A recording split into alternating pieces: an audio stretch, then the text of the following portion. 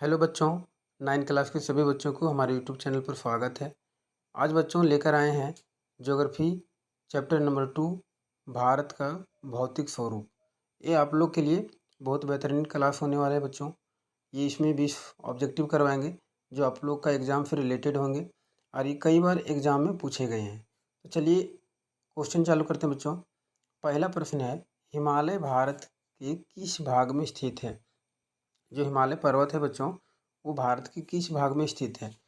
जो भी जानते होंगे वो कमेंट में आंसर देंगे अपना। पहला है पूरब, बी नंबर का ऑप्शन है पश्चिम, सी नंबर का ऑप्शन है उत्तर और डी नंबर का ऑप्शन है बच्चों दक्षिण। तो इसका कौन सा हो जाएगा बच्चों? ऑप्शन नंबर सी, उत्तर हो जाएंगे। जो हमारे भारत जो हिमालय पर्वत है वो भारत के उत्तर की ओर है बच्चों। किधर है? उत्तर की ओर। अगला प्रश्न है, धरातल के वर्तमान स्वरूप की संरचना तथा परिवर्तन के संदर्भ में निम्न में से कौन सी प्रक्रिया अन्य 3 प्रक्रियाओं से भिन्न है? ऑप्शन नंबर 1 है बच्चों भूकंपीय प्रक्रिया, ऑप्शन नंबर बी है अपक्षय, ऑप्शन नंबर सी है अपरदन, ऑप्शन नंबर डी है निक्षेपण। तो इसका कौन सा हो जाएगा बच्चों? ऑप्शन नंबर ये भूकंपीय प्रक्रिया हो जाएगा बच्चों। कौन सा हो जाएगा? भूकंपीय प्रक्रिया। अगला प्रश्न है बच्चों, भारत का अत्यधिक उत्पादक क्षेत्र कौन सा है? जो भारत है उसमें सबसे ज़्यादा उत्पादक किस क्षेत्र में होती है? तो सबसे पहले है प्रायद्वीपीय पठार, उसके बाद है भारतीय मरुस्थल, उसके सी नंबर ऑप्शन है तटीय मैदान और डी है उत्तरी मैदान। तो आप लोग जानते होंगे बच्चे, ऑप्शन नंबर डी बहुत इंपॉर्टेंट है, उत्तरी मैदान, जो भारत में सबसे ज़्यादा उत्पादन कृषि के लिए यहीं पे माना जाता है। इसका अगला प्रश्न है, तीनों ओर से समुद्र से घिरे भूभाग को क्या कहा जाता है? यानी कि बोले तो जो भूमि होती है वो चारों ओर से समुद्र से घिरे रहते हैं और बीच में भूमि होती है, उसे क्या कहा जाता है? तट कहा जाता है, द्वीप कहा जाता है, प्रायद्वीप कहा जाता है या फिर उपयुक्त में से कोई नहीं? तो इसका कौन सा हो जाएगा बच्चों? ऑप्शन नंबर सी हो जाएगा प्रायद्वीप। जो तीनों ओर से घिरे हुए रहते हैं बच्चों उसको प्रायद्वीप बोलते हैं और जो चारों ओर से घिरे रहते हैं जो समुद्र के बीच में भूमि उसे द्वीप कहते हैं बच्चों। क्या कहते हैं? द्वीप। अगला प्रश्न है, 5वां प्रश्न है, बाढ़ वाले मैदान तथा युवा निक्षेप क्या कहलाते हैं? यानी कि जो बाढ़ वाले मैदान तथा युवा निक्षेप जो है वो क्या कहलाते हैं? पहला ऑप्शन नंबर है बच्चों ए नंबर का बांगर, बी नंबर का खादर, सी ऑप्शन है भाबर और डी ऑप्शन है इनमें से कोई नहीं। तो इसका कौन सा ऑप्शन हो जाएगा बच्चों? आप लोग अगर जानते हैं तो कमेंट में जवाब दीजिएगा। इसका ऑप्शन नंबर हो जाएगा बी खादर। कौन सा बच्चों? बी हो जाएगा खादर। इसका अगला प्रश्न है, भारत में खारे पानी की सबसे बड़ी झील कौन सी है? जो भारत है उसमें सबसे बड़ी खारे पानी की झील कौन सी है? इसका ऑप्शन हो जाएगा बच्चों ए नंबर का सांभर झील, बी नंबर का चिल्का झील और सी नंबर का जो है वुलर झील और डी नंबर का है उल्लर झील। ये थोड़ा सा ऑप्शन अलग अलग दिया है बच्चों, लेकिन इसका आंसर हो जाएगा बी। कौन सा हो जाएगा बच्चों? बी चिल्का झील हो जाएगा बच्चों। कौन सा हो जाएगा? चिल्का झील। इसका अगला प्रश्न है 7वां प्रश्न, भारत के पूर्वी भाग में म्यांमार के साथ अपनी सीमा बनाने वाली पर्वत श्रृंखलाओं को सामूहिक रूप से क्या कहा जाता है? ऑप्शन नंबर 1 में है बच्चों हिमाचल, ऑप्शन नंबर बी में है उत्तरांचल, ऑप्शन नंबर सी में है पूर्वांचल, ऑप्शन नंबर डी में उपयुक्त में से कोई नहीं। तो इसका कौन सा हो जाएगा बच्चों? ऑप्शन नंबर सी पूर्वांचल हो जाएगा बच्चों। क्या कहलाता है? पूर्वांचल। अगला प्रश्न है 8वां प्रश्न, पश्चिमी घाट का सबसे ऊंचा शिखर कौन सा है? जो पश्चिमी घाट है उसका सबसे ऊंचा शिखर कौन सा है? Option number 1 Anamudi, option number B Doda Betta, option number C Mahendragiri, option number D इनमें से कोई नहीं। तो इसका कौन सा हो जाएगा बच्चों? ऑप्शन नंबर 1 अनाईमुड़ी हो जाएगा। कौन सा बच्चों? Anamudi, option number 1।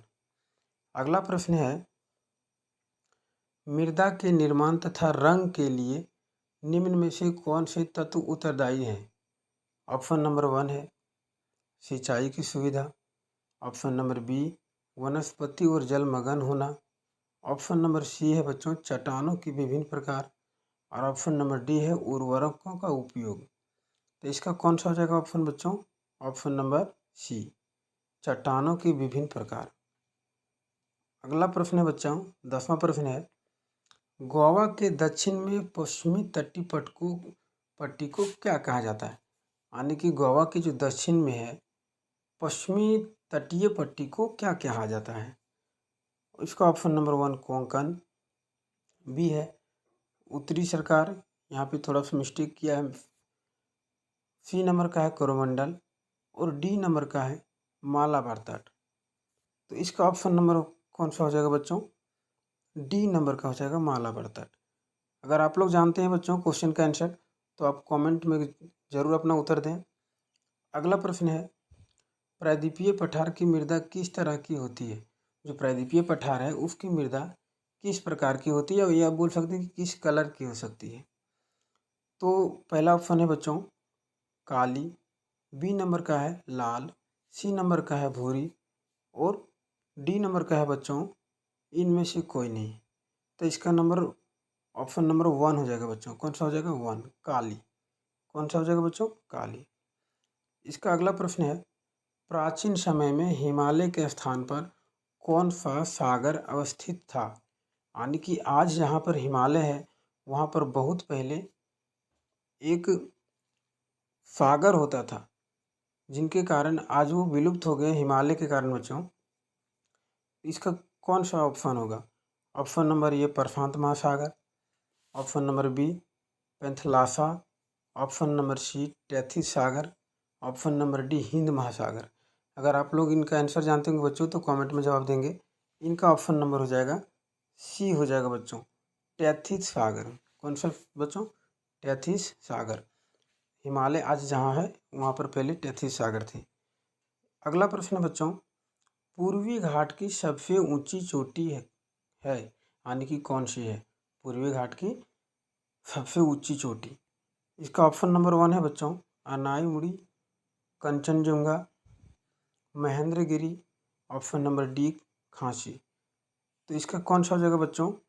Option number C Mahendragiri. पूर्वी घाट की सबसे ऊंची चोटी कौन सी है? महेंद्रगिरी। अगला प्रश्न है बच्चों निम्नलिखित में से कौन सा वतकवी प्लेट टेक्टोनिक के विषय में सत्य है? इसमें जो लिखा गया है वो कौन सा सत्य है प्लेटों के बारे में? तो ऑप्शन नंबर 1 है बच्चों भूपर पट्टी विभिन्न कठोर तथा कोमल चट्टानों से बनी है। अगला इसका ऑप्शन नंबर बी है पृथ्वी की ऊपर पट्टी 7 मुख्य तथा अनेक गौण चट्टानों से बनी है। सी नंबर का है बच्चों सी नंबर का ऑप्शन है पृथ्वी की ऊपर पट्टी पर अनेक भूस्थलीय विद्यमान है। ऑप्शन नंबर डी है पृथ्वी की ऊपर पट्टी पर अपक्षय प्रक्रियाओं के फलस्वरूप बदलती रहती है। तो इसका ऑप्शन नंबर बी हो जाएगा बच्चों। कौन सा हो जाएगा? बी। अगला प्रश्न है विश्व की सबसे ऊंची चोटी कौन सी है? यानी कि जो पूरे दुनिया में सबसे ऊंची चोटी है बच्चों वो कौन सी है? चलिए ऑप्शन देखते हैं। ए नंबर में महेंद्रगिरी, बी नंबर में कंचनजंगा, सी नंबर में है नंदा देवी और डी नंबर में है माउंट एवरेस्ट। तो इसका कौन सा हो जाएगा बच्चों? माउंट एवरेस्ट हो जाएगा। हिमालय की सबसे ऊंची चोटी कौन सा बच्चों? Mount Everest. 16 नंबर का प्रश्न है बच्चों विश्व की सबसे ऊंची चोटी कौन सी है? विश्व की सबसे चोटी कौन सी है? ये रिपीट क्वेश्चन है। हाँ बच्चों ये क्वेश्चन रिपीट है इसके लिए इसको नहीं देखते हैं, आगे चलते हैं। 17 नंबर का प्रश्न माउंट एवरेस्ट किस देश में स्थित है? माउंट एवरेस्ट जो है वो किस देश में स्थित है बच्चों? Option number A Bharat, option number B Nepal, option number C चीन, ऑप्शन नंबर डी बांग्लादेश। तो इसका कौन सा हो जाएगा बच्चों? ऑप्शन बी हो जाएगा नेपाल। कौन सा बच्चों? नेपाल। माउंट एवरेस्ट किस देश में है? नेपाल में है। अगला प्रश्न है निम्न में से किस चट्टान का प्रयोग ताजमहल के निर्माण में किया गया है? आज जो हमारे ताजमहल जो बने हैं, जो विदेशों से आकर के देखने के लिए लोग आकर्षित होते हैं, वो किस चट्टान से बने हुए हैं? तो इसका ऑप्शन नंबर है बच्चों 1 ग्रेनाइट से बने हुए, बी है मार्बल, सी है अवसादी और डी है अग्नई। तो इसका हो जाएगा बच्चों बी, मार्बल हो जाएगा। कौन सा बच्चों? बी हो जाएगा, मार्बल। अगला प्रश्न है, मसूरी किस राज्य में स्थित है? ये जो मसूरी है ये किस राज्य में स्थित है? ऑप्शन नंबर 1 है बच्चों Uttarakhand, option number B Himachal Pradesh, option number C Sikkim, option number D है बच्चों जम्मू कश्मीर। इसका कौन सा हो जाएगा बच्चों? उत्तराखंड हो जाएगा बच्चों। कौन सा हो जाएगा?